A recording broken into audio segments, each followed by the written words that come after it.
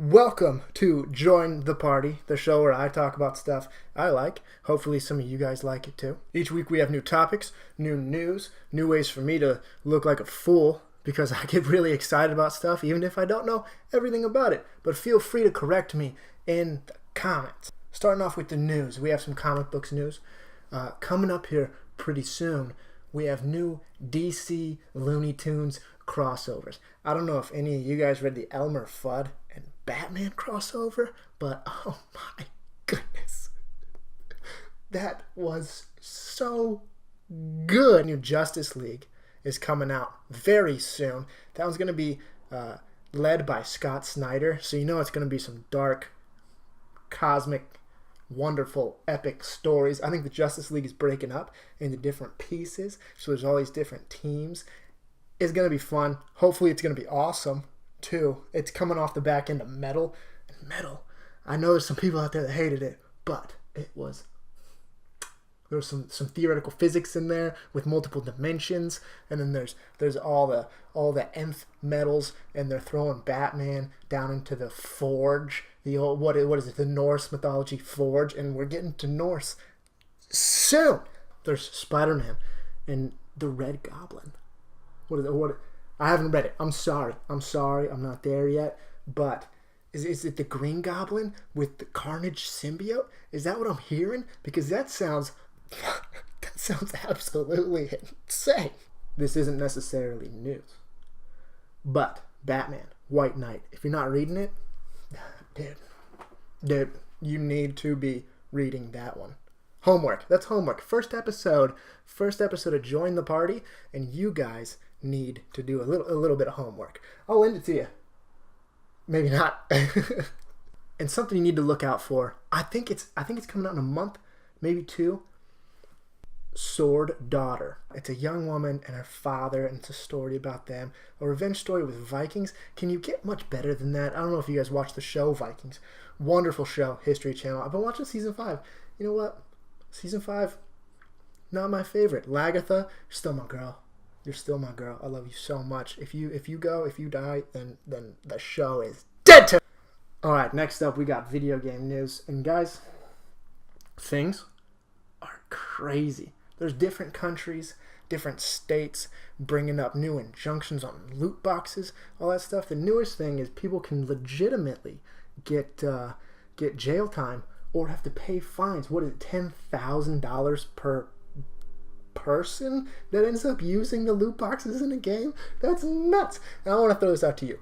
Do you think EA, sorry EA, I'm picking you out, but Star Wars Battlefront 2, come on. Do you think EA, Ubisoft, all these different people, do you think they're going to get rid of loot boxes and that whole way of making money for themselves? Or do you think they're going to stop sending games to different countries and different places that are going to make them pay or possibly face jail time? Which I think is a little crazy. Jail time? I don't want loot boxes in games as much as the next guy. But prison time? Is this just like a standard to set so that people stop using loot boxes? It's just so outrageous that they're going to make people stop using it altogether, which, cool, but man, if I actually saw somebody go to prison because they put loot boxes in a video game, I feel pretty bad. I'm going to be honest, I feel pretty bad about that. And now on to a little movie news. Avengers Infinity War. That's a lot of it. Avengers Infinity War has come out. It's doing crazy numbers. It's on track to what? Get over $1 billion? It's on track to be one of the biggest movies of all time. There was one thing I saw. It was a picture of Rey handing the lightsaber over to, what was it, Captain America's hand, maybe Iron Man's hand, and it was like passing the torch on to the next huge box office movie. I was like, they're both Disney. Are you really passing off the torch to anybody? It's from Star Wars to Marvel. Not much is happening there. But up next, I'm sorry. Infinity War, cool, whatever. That's awesome. That just gets a young YouTube channel more views because I get to throw that in the tags. What up? Maybe put it in the thumbnail. I'm not going to put it in the thumbnail. It's not the topic. It's not the topic of this whole episode. Venom. Wasn't excited for Venom. Then they announced Tom Hardy So excited for Venom. Tom Hardy, what? I love that man. He can do almost no wrong. First trailer, excited. Still excited. Second trailer. The second trailer, guys. They showed Venom. A bunch of people complained that they didn't show Venom in the first trailer. And then they showed him. And what I hear, it could be a lie, what I hear is that Venom might only be in the movie for 5 to 7 minutes. So all these people complained about not seeing the symbiote, about not seeing Venom in the trailer, and they showed him. What if that's the climax of the movie?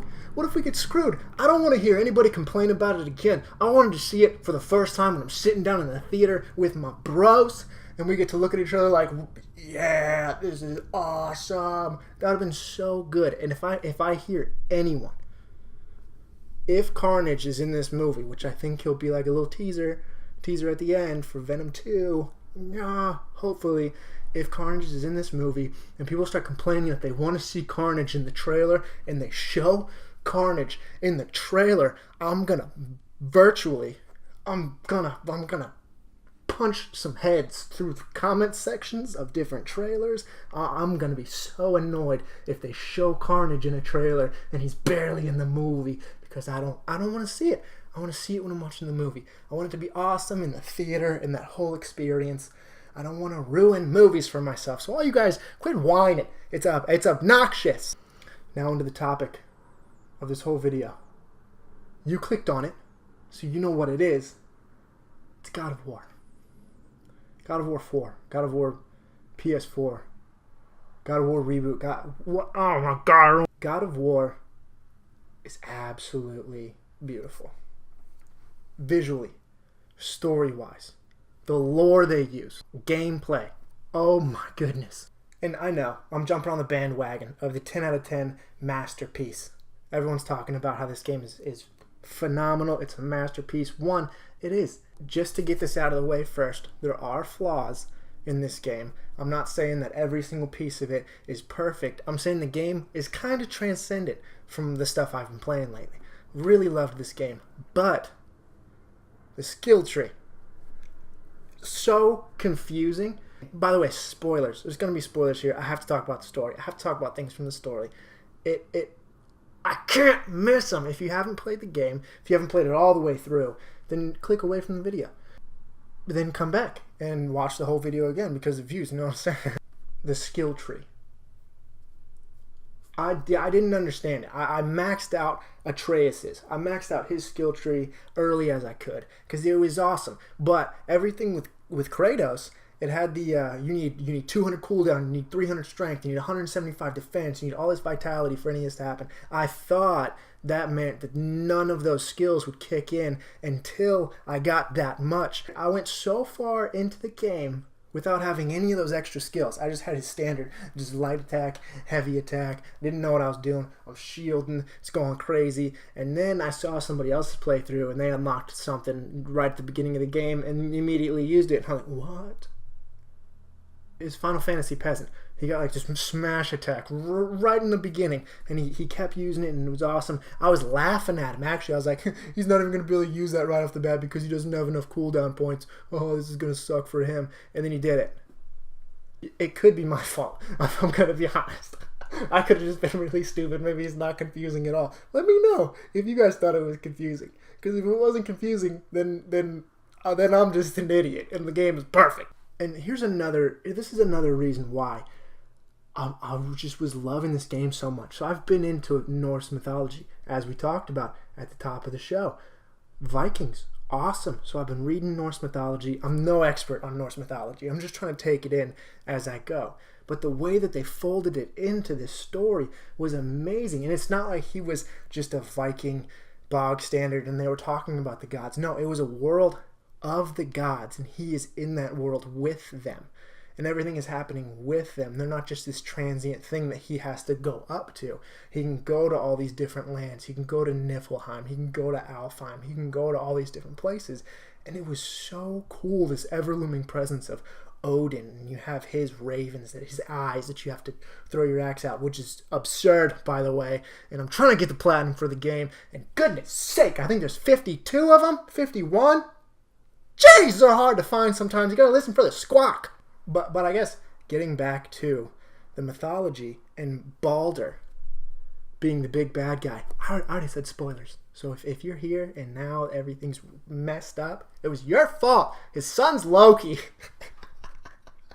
But Balder and his mom, Freya, the witch,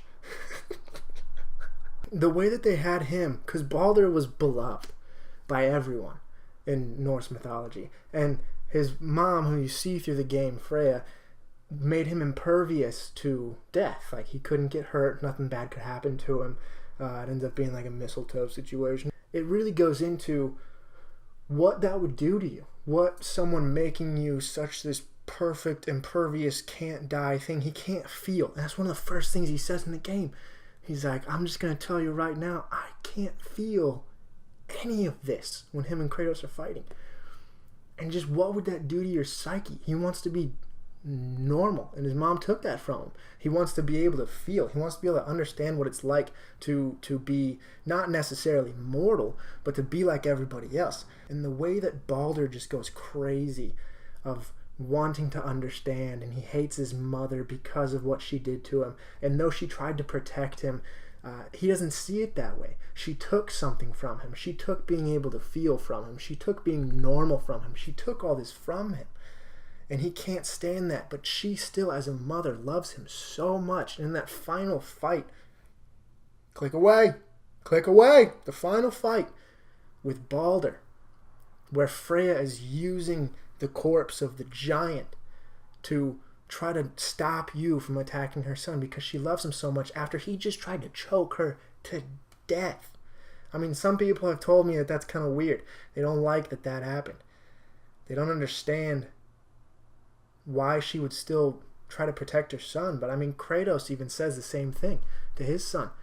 He's like, look, I would die for you just to make sure that you continue living. And I mean, I don't have any kids, but I can kind of imagine how it would feel like. You want to protect your kid no matter what, no matter what's happening. They're your offspring. You love them intrinsically. And she obviously loves him intrinsically. She did so much for him. And she feared for him. And she wants him to live. She wants him to have a better life. She'll do anything for him, even if he hates her, even if he wants her dead. And that's just, it's such a beautiful thing. And villains are such a big, like, all of that. How tragic of a villain Balder is. How much goes into him. How much goes into his relationship with his mother. I mean, villains really show how good or bad a story is, whether it be a book, a game, a movie. You need a strong antagonist to have a strong protagonist. And the difference in how Freya went about loving her son and how Kratos loves his son. So she made sure Balder was impervious to pain. She didn't want him to get hurt. Nothing can possibly kill him. Now, Kratos doesn't want his son to die. He'll protect him no matter what. But he lets him make his own mistakes. He lets things happen to him, and he has to pick himself back up. You know, Atreus does get a little crazy. He does get a little cocky. He does get a little annoying ways into the game. And he treats Sindri the way he shouldn't be treated. He lets him go through that phase. He tells him he's wrong for it. He tells him it doesn't help either of them. It doesn't help them reach their goals. It doesn't help them spread their Atreus' mother's ashes, Kratos' wife. It doesn't help them reach their end goal. So why do it? It really shows that difference between maternal and paternal instincts, I think, and how they go into raising their kid. Plus, I just gotta talk about those cute little chubby lizards that walk around the tower. I can just watch them for days. And I know I'm beating the drum like IGN. Pretty good gaming. Young, yeah. Layman gaming. Everyone. But this game, it is special, man. It is special. Anyone who has the ability to play it, I think should play it. It's such a wonderful story that Cory Barlog and his whole team at Santa Monica Studios obviously poured over, and they loved this story, and they loved these characters, and they wanted to make it something special themselves. And really, hats off to them, because it was just great. And look, I'm a JRPG man, okay? But God of War, with them RPG elements and getting the different gear sets. Oh my goodness, Missed Echoes, I hate you. Plus that secret ending with Kratos screaming at Thor, and then his cloak or cape, whatever it is, flies back and you see Mjolnir and it has lightning going all over it. It's going nuts. It's so cool! Thanks for coming with me on the first episode of Join the Party. I'm sure things will only expand from here. This is the first one. I don't really know what I'm doing. I'm just in my room at a set that you guys might know if you watch Just in the Mouth with me and my best friend Eric Forensky. But if you don't, I mean, there's a gag reflex board, which is probably kind of confusing in the background. Then we got the Blastoff comic book bags over here. And I want to give a shout out to Comics and Coffee and Comics. I'm going to throw them in a link down below. A lot of the information I get for upcoming comics and comic book news comes from their podcast. And they tell you about coffee. Who doesn't like coffee? You guys have a wonderful night or day. Whatever time. It's night for me right now. I know it might not look like it because this light is bright. But I'm here for you. If you guys have anything you want to talk about, let me know. We can talk about it. Hopefully we'll get some people to interview on here. Talk about what they love. I just want y'all to join the party and not feel left out on anything you love, might love, I love, whatever. Love what you love.